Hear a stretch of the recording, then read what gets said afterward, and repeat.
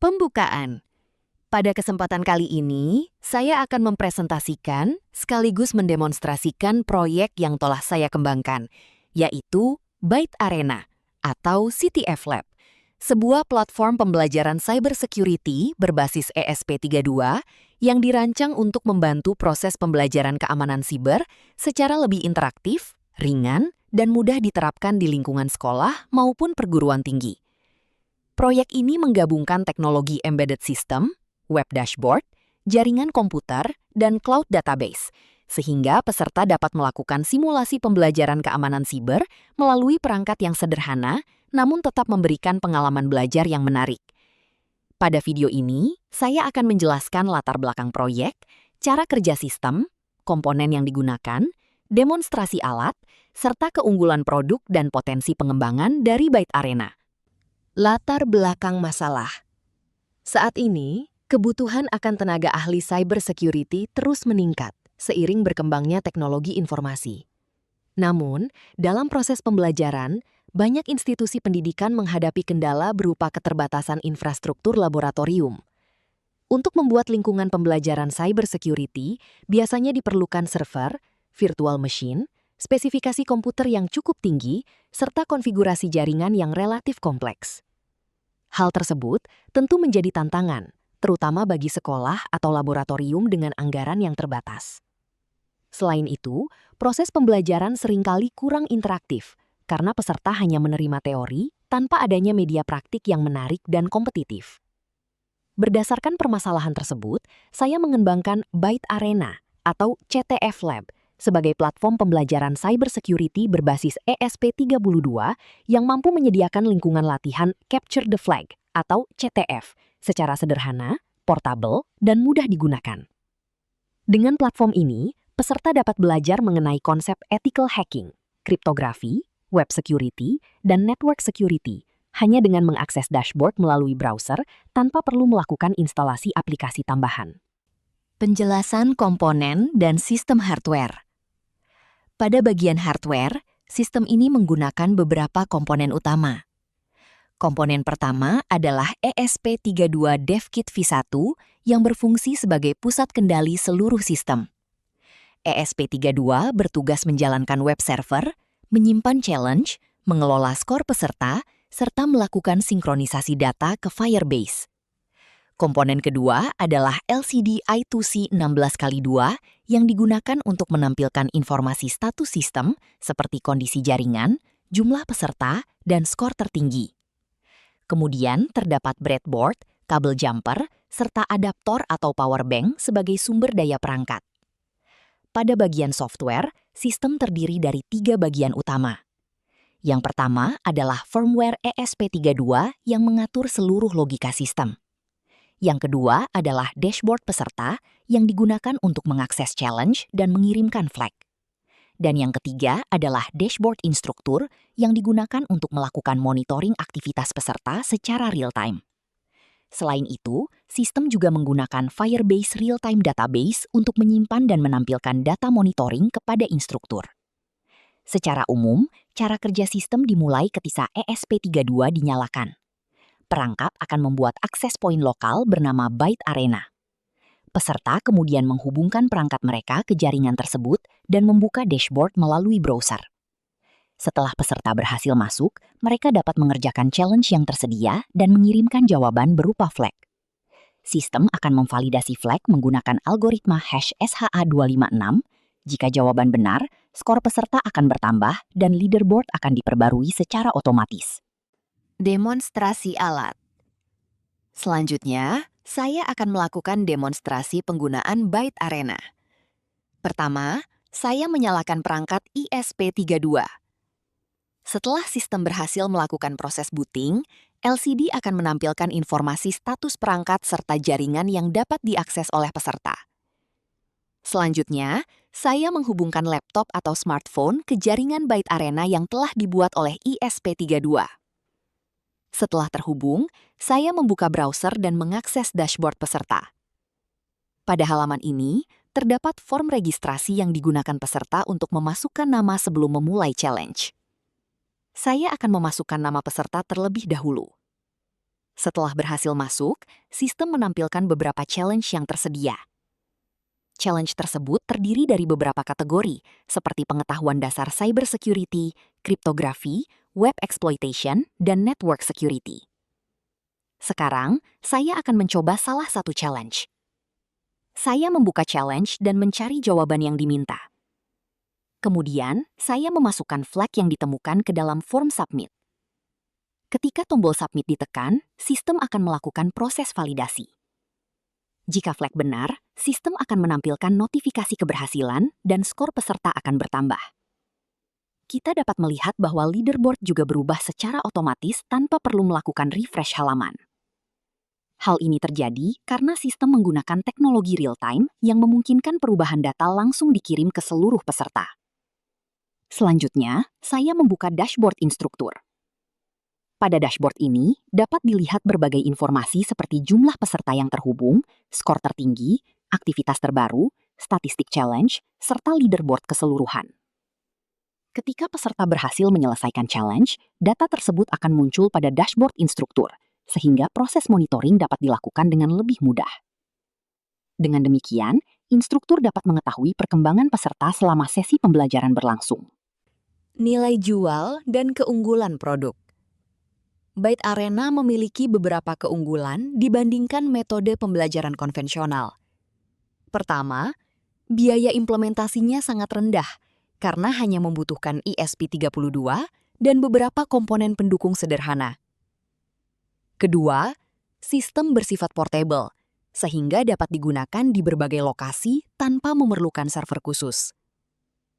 Ketiga, peserta tidak perlu melakukan instalasi software tambahan, karena seluruh aktivitas dilakukan melalui browser. Keempat, sistem mendukung monitoring real-time, sehingga instruktur dapat memantau aktivitas peserta secara langsung. Kelima, metode pembelajaran berbasis challenge membuat peserta lebih aktif, kompetitif, dan termotivasi untuk belajar. Selain itu, proyek ini memiliki peluang pengembangan yang cukup besar, seperti penambahan challenge baru, autentikasi pengguna yang lebih aman, integrasi aplikasi mobile, serta sistem analisis performa peserta yang lebih lengkap. Penutup. Demikian presentasi dan demonstrasi proyek Byte Arena atau CTF Lab, yaitu platform pembelajaran cybersecurity berbasis ESP32 yang saya kembangkan. Saya berharap sistem ini dapat menjadi salah satu alternatif media pembelajaran keamanan siber yang lebih mudah diakses, lebih interaktif, dan lebih efektif dalam meningkatkan keterampilan peserta.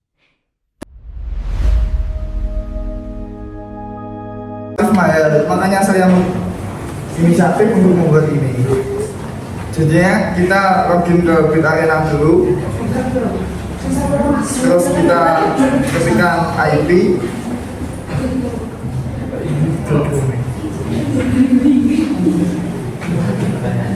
Apa? Kita ketikkan IP yang ada di sana 92.168.4.1.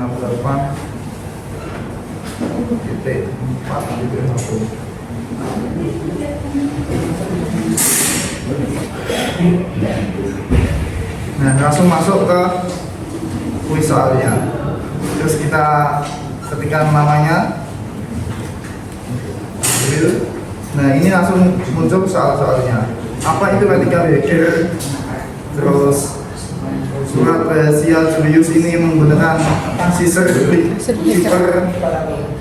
dan ada pesan tersembunyi dari kode-kode ini. Terus cara menjawabnya itu harus sesuai dengan ini.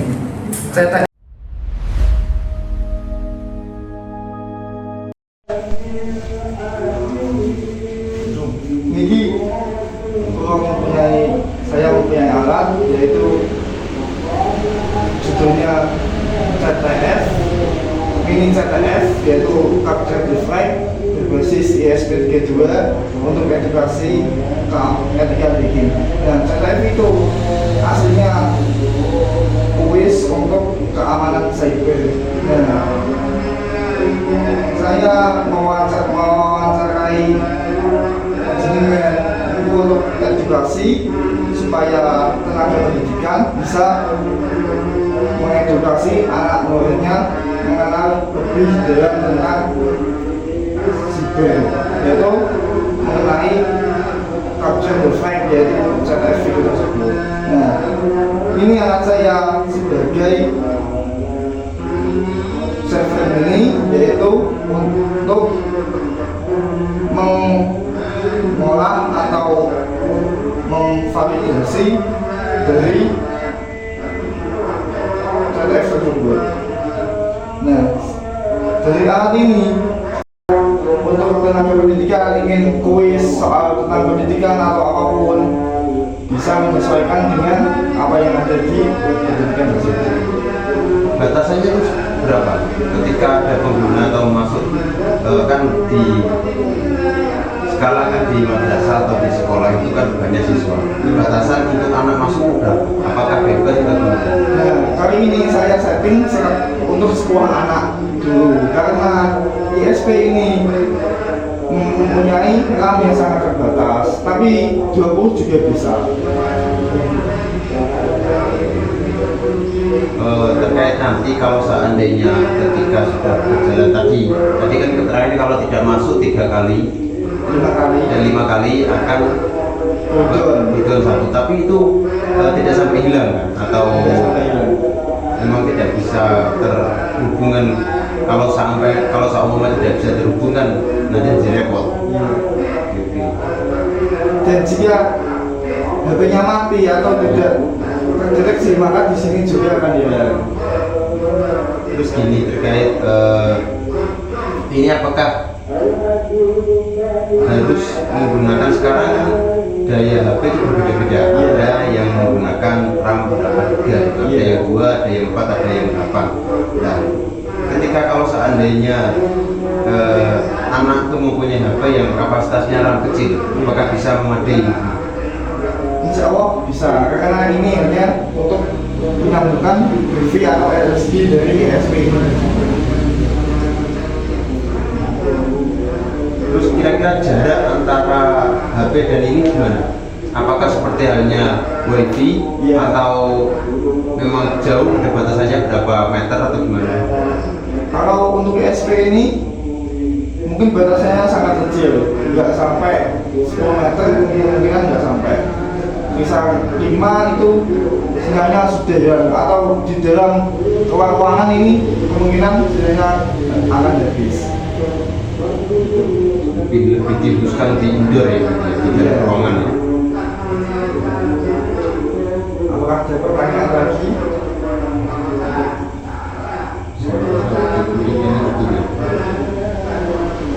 Terima kasih. Sebelumnya perkenalan dulu, tadi lupa perkenalan. Iya. Perkenalkan. Itu kan yang sudah perkenalkan, terus sekarang tidak saya mohon maaf lancar tadi sudah karena terlalu asik belajar jadinya seperti ini. Ya, perkenalkan, nama saya Muhammad Fatahillah. Saya salah satu guru ajar di tingkat madrasah Ibtidaiyah atau SD Setara.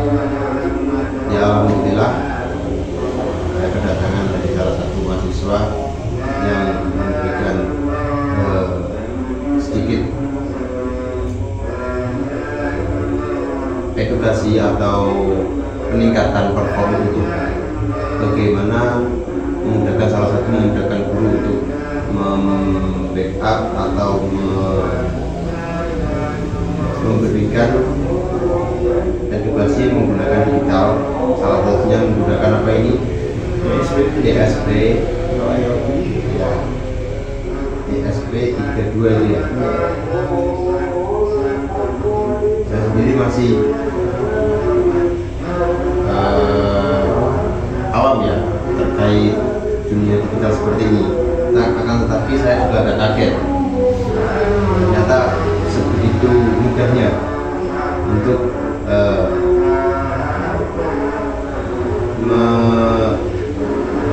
membuat atau